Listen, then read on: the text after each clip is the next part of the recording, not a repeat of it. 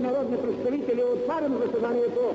Господа народни представители, господин министър-председател, ще направим съобщение във връзка с заемането от нашите войскови части и администрация ново освободените български земи.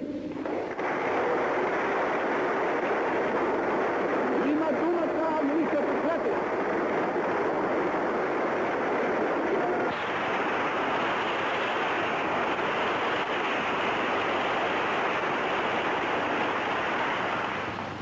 Целият български народ вижда днес да се осъществяват неговите идеали за създаването на една мощна и обединена България от Дунав до Бяло море и от Охрид до Черно море.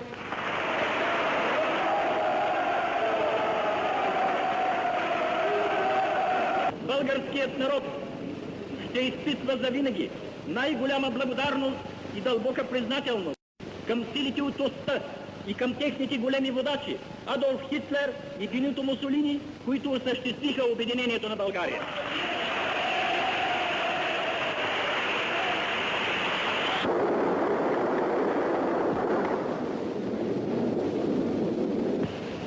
Особено силни ще бъдат тези чувства по отношение на Германия, чието войски действаха в Македония и Беломорието и които по този начин бяха непосредствените освободители на тези български земи. В тези